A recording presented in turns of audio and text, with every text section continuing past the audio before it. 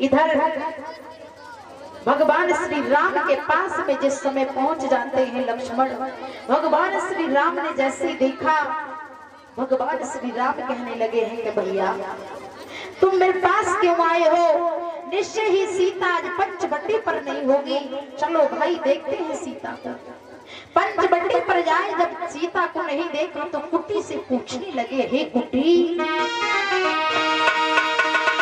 हे कुटी, कुटी तू ही बतला, और वो चलती दुलारी कहाँ गई?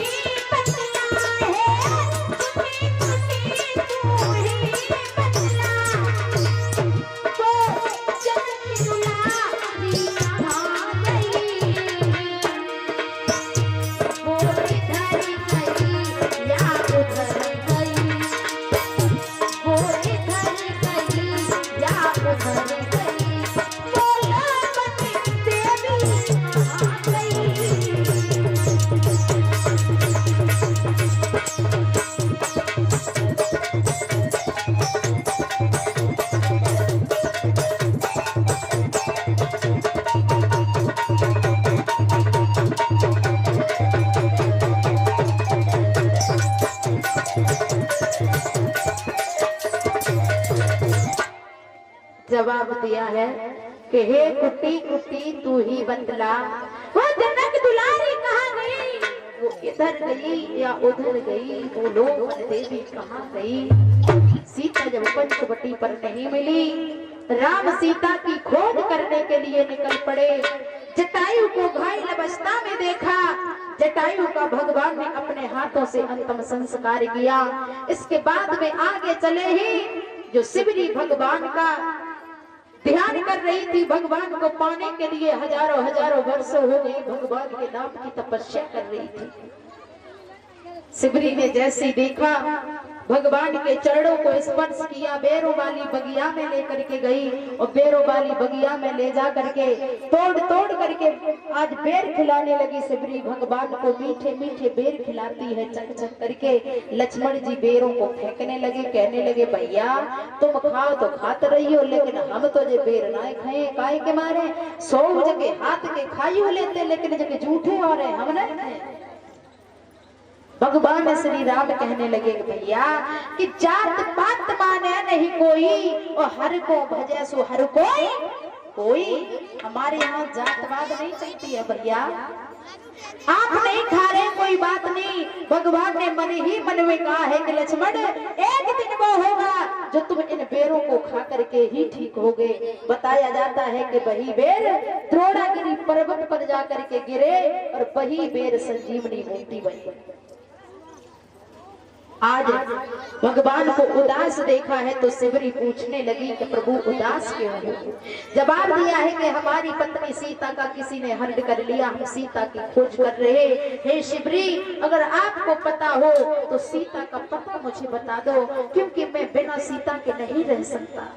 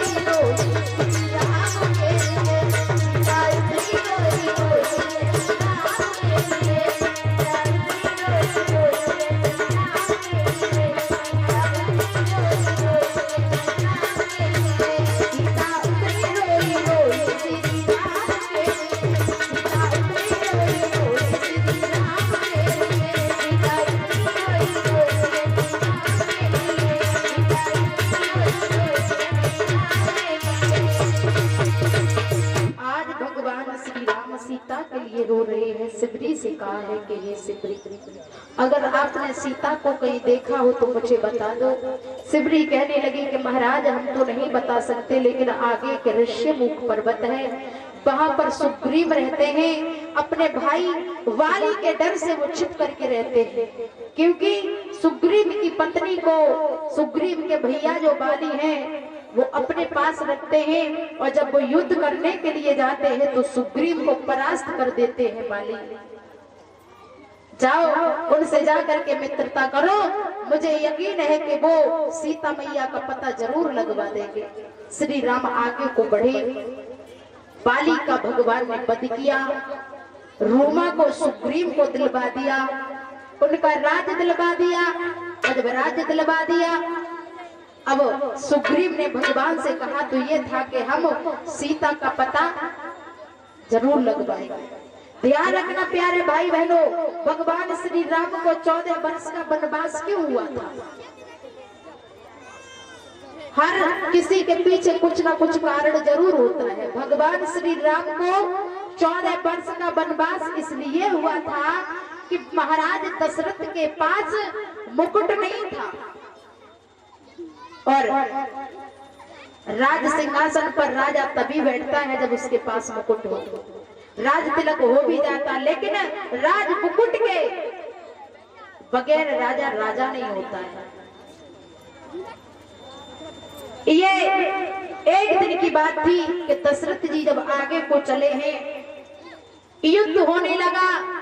बाली से दशरथ जी की प्रिय रानी के कई इनके पास थी, बाली से परास्त हो गए। बहुत ताकतवर था बाली, परास्त हो गए तो बाली ने कहा है कि देखो युद्ध में अगर तुम हार जाते हो तो या तो तुम्हें अपना राज मुकुट देना होगा या फिर आपके साथ में जो आपकी प्रिय रानी के कई है उससे देना होगा।